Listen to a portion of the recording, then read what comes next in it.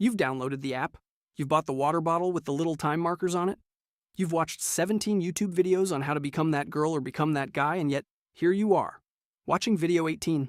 Look, I'm not judging you. I am you. We are the same tired, snack-adjacent species. Here's the good news. Building a habit that actually sticks isn't about motivation, discipline, or being reborn as a Navy SEAL. It's about a system. That was 15 steps. Stupid simple, slightly annoying at first, weirdly effective by the end. So grab a coffee, put your phone. Well, keep your phone. You're watching this on it. Just don't open Instagram. We both know how that ends. Let's get into it. Step 1, pick one habit. Just one, not 5.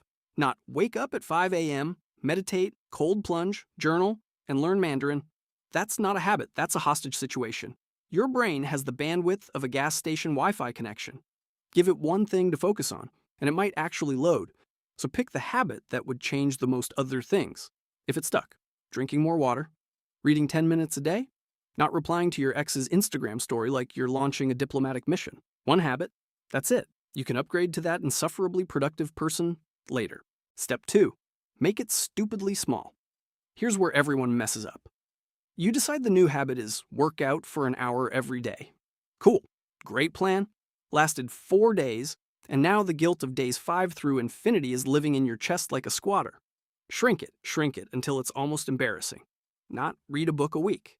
Try read 1 page. Not meditate for 20 minutes. Try breathe deeply 3 times. You're not lowering your standards, you're lowering the entry fee. Because once you're on the yoga mat for 1 stretch, you'll probably do 5. But you'll never do 5 if you never even open the app. Small is the trick. Small is sneaky. Small is how habits actually happen. Step 3, attach it to something you already do. This is called habit stacking, and it's the closest thing to a cheat code in this whole video. You already brush your teeth. You already make coffee. You already sit in the same existential 8 a.m. silence every single day. So attach your new habit to one of those anchors. After I pour my coffee, I will write down one thing I'm grateful for. Not sometime today, probably, if I remember, which I won't. Vague plans die. Specific plans glued to existing routines survive. Step 4, lower the friction. Your brain is fundamentally lazy. Not in a mean way, it's just trying to conserve energy in case a tiger shows up. There are no tigers, there is only the couch, but your brain doesn't know that. So make the good habit easier than the bad one. Want to work out in the morning? Sleep in your gym clothes? Yes, really. Is it a little unhinged? Sure. Does it work? Also, yes. Want to eat healthier? Put the fruit on the counter and hide the chips behind the quinoa nobody's touched since 2021. Every step you remove between deciding to do the habit and doing the habit doubles your odds of actually doing it. Step 5, make the bad habit annoying. If step 4 was about making the good habit easy, step 5 is its evil twin. Make the bad habit a pain in the neck. Doom scrolling at 1 a.m., charge your phone in another room. Suddenly checking it requires a full expedition, like you're going on a quest for the One Ring, except the reward is seeing what your cousin had for lunch. Snacking too much? Don't keep the cookies at eye level. Put them on the top shelf behind the blender nobody uses, next to the air fryer manual you never read. Friction is a tool. Use it against the villain, not just for the hero. Step 6, track it visually. Humans are simple creatures. Give us a streak, and we will protect that streak with the intensity of a dragon guarding gold. Get a calendar. Mark an X every day you do the habit. That's it. That's the whole system. There's actual psychology behind this. It's called don't break the chain. And it works because missing a day suddenly feels like a personal betrayal instead of just, a Tuesday. Bonus tip, don't let one missed day turn into a missed week. Miss once, that's an accident. Miss twice, that's the beginning of a lifestyle. Get back on the horse. The horse doesn't even remember you left. Step 7, use a trigger, not willpower. Willpower is a finite resource. It's like your phone battery strong in the morning, and by 9 p.m. you're down to 4% and one bad text away from shutting down completely. So stop relying on willpower and start relying on triggers. A trigger is a specific cue. A time, a place, an event. When I sit down at my desk, I open my to-do list, not "I'll be productive today," which is a sentence with the structural integrity of wet cardboard. Specific triggers remove the decision. And removing decisions is how tired humans get things done. Step 8, reward yourself immediately. Your brain runs on a very ancient operating system, and that system loves one thing, immediate reward. The problem with most good habits is the reward is delayed. Eat healthy today, look good in 3 months. Save money today, retire comfortably in 30 years. Your brain hears that and goes, cool, not my problem, and reaches for the donuts instead. So give yourself a small, immediate reward. Finished your workout? Put on your favorite trashy show guilt-free. Read your one page?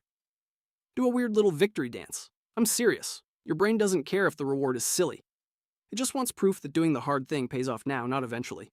Step 9, expect to mess it up. Here's a secret nobody puts in the productivity posters. You will mess this up. You will skip a day. You will eat the entire sleeve of cookies you very cleverly hid behind the blender. This isn't a failure. This is the plan working correctly. Because the plan always included being a human being with a limited attention span and a deep, personal relationship with snacks. The people who build lasting habits aren't the ones who never slip. They're the ones who slip and just keep going. Like nothing happened. Like a cat that just fell off the couch and immediately pretends it meant to do that. Step 10. Find your people. Habits are contagious. If your friends order dessert, you're ordering dessert. If your friends go on a 6 a.m. run, you will, disturbingly, consider going on a 6 a.m. run. So be intentional about who's around you. Join a group, follow accounts that reinforce the habit, tell one friend what you're doing, and ask them to check in. You don't need an entire support group with matching t-shirts. You just need one person who will text, "Did you do it today?"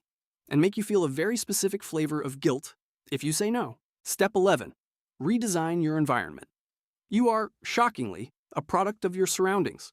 Nobody accidentally eats a salad. Somebody put that salad within arm's reach, in a nice container, looking delicious, while the chips were exiled to Siberia, also known as the top shelf. Design your space to make the right choice, the obvious choice. Book on the pillow if you want to read before bed instead of scroll. Journal next to your coffee maker. Running shoes by the front door, staring at you accusingly every time you walk past. You're not more disciplined than everyone else who's failed at this. You just built a better set. Act 1, Scene 1. The habit basically does itself. Step 12, review weekly, not daily. Checking in on your progress every single day turns into an anxious spiral of, am I doing enough? Am I a failure? Does this streak define my worth as a person? Which, relax, it does not. Instead, do a weekly check-in. Sunday night, 5 minutes. What worked? What didn't? What's one tiny tweak for next week? This turns the habit into a system you're improving, not a moral report card you're dreading. Big difference. Step 13. Celebrate the boring middle. Day 1 is exciting. Day 3 still has that new habit smell. But day 34? Day 34 is just Tuesday. Nobody's clapping for day 34.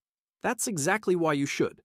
The boring middle, the not-so-glamorous, unfilmed, no one's watching part is where the habit actually becomes you. So throw yourself a tiny, private, slightly ridiculous celebration for showing up on the boring days. That's the real win. Step 14.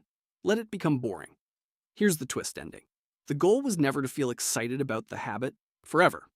The goal is for it to become as thrilling as brushing your teeth, which is to say, not thrilling at all. You just do it. No debate, no pep talk required. Boring is the finish line. Boring means it's wired in. Step 15. Stack your next one. Once habit 1 runs on autopilot, and only then, you get to add habit 2, using the exact same 15 steps. This is how people who seem to have it all together actually got there. Not in one dramatic overhaul, but one small, slightly annoying habit at a time, quietly stacked over months and years. So no, you don't need to become a completely different person by Monday. You just need one small step, done stupidly consistently, starting today. That's 15 steps.